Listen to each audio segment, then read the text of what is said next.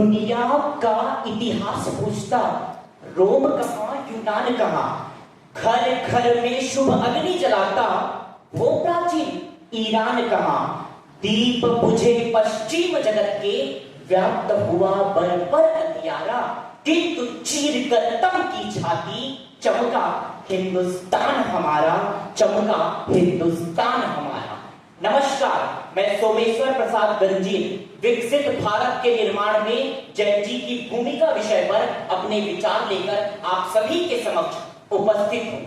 मित्रों, जैन जी का अर्थ केवल 1997 से 2012 तक जन्मे जनसांख्यिकी का समूह नहीं है, अपितु जैन जी तो एक सकारात्मक सोच है। जैन जी मतवाले हाथी की तरह निरंकुश, तूफानी वर्षा की तरह प्रेरणाकारी, प्रबल प्रचंड, संगीत की तरह मधुर, उज्जवल प्रभा की शोभा, संध्या की बेला, चंद्रमा की शीतलता, जेठ की तपती दोपहरी का ताप और ज्वालामुखी सा दहकता हुआ आग होता है।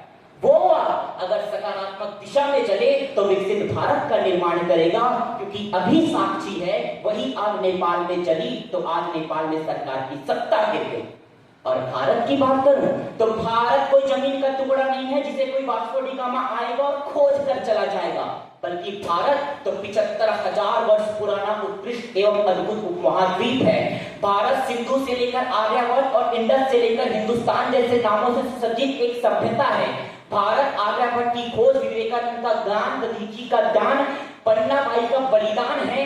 भारत होठों पर गंगा, हाथों पर तिरंगा, सत्यम शिवम सुंदरम, वंदे मातरम और सर्वे भवन्तु सुखिनः की पुकार है।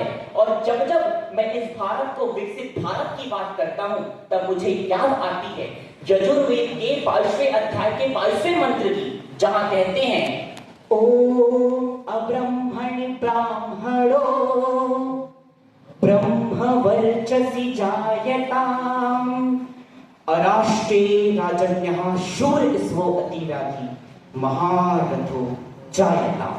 अर्थात हमारा ज्ञान उत्तम हो, हमारे योद्धा समर्थ हो, हमारा युवा सभ्य हो, हमारा पशुधन समृद्ध हो, हमारी ऋतुएं अनुकूल हो, हमारी वनस्पतियां विकसित हो, हम अपने अप्राप्त लक्ष्यों को प्राप्त करें और प्राप्त वैभव की रक्षा करते हुए सबका कल्याण निहित हो।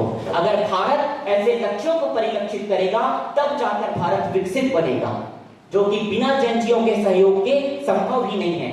किंतु महोदय, आंकड़े कहते हैं इस देश का पर्यावरण प्रदूषण सूचकांक में 180 देशों में 176वां स्थान है। मानव विकास सूचकांक में 193 देशों में 131वां स्थान है। वर्ल्ड हैप्पीनेस इंडेक्स में 115वां स्थान है। महिला सुरक्षा के मामले में दुनिया के सबसे 72 देशों की गिनती में 5वां स्थान है। और इस देश की एक भी यूनिवर्सिटी का नाम विश्व की टॉप 10 यूनिवर्सिटी में नहीं आता।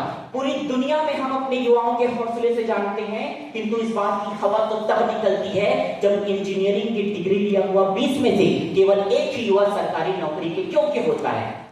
तब मैं सोचता हूं कैसे होगा भारत का विकास। तब मुझे लगता है कि जब तक इस देश का जैन जी चाय की टपरी पर बैठकर सिगरेट के धुएं उड़ाएगा, जब तक इस देश का जैन जी पतली कमरिया मोरे हाय हाय पर सड़क पर नाचना ही अपना शान समझेगा, जब तक इस देश का जैन जी 30 सेकंड की रील से ज्ञान अर्जित कर अपने आप को सर्वज्ञानी समझेगा, जब तक इस देश का जैन जी राजनीति के उच्च पदों पर जाने के बजाय अपने राजनेता के पीछे जिंदाबाद जिंदाबाद के नारे लगाएगा, जब तक इस देश का जैन जी काली बिल्ली के रास्ता काटने पर रुकता रहेगा, जब तक इस देश का जैन जी महिला के शोषण के विरुद्ध केवल मोमबत्ती लेकर चलता रहेगा, जब तक इस देश का जैन जी अपनी धर्म अपनी जाति को श्रेष्ठ मानकर दूसरे धर्मों की अवहेलना करेगा, जब तक इस देश का जैन जी इस अखंड भारत को जाति और धर्म के नाम पर खंड खंड करेगा, तब तक विकसित भारत नहीं बनेगा। तो विकसित भारत कब बनेगा?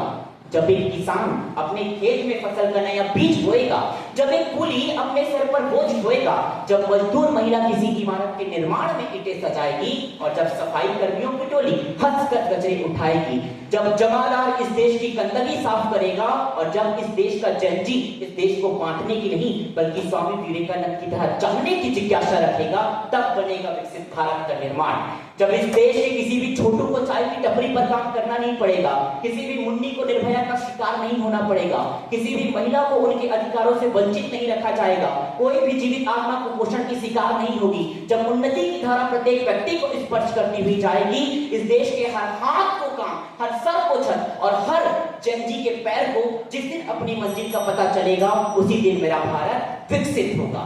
धन्यवाद। जय मां भारती।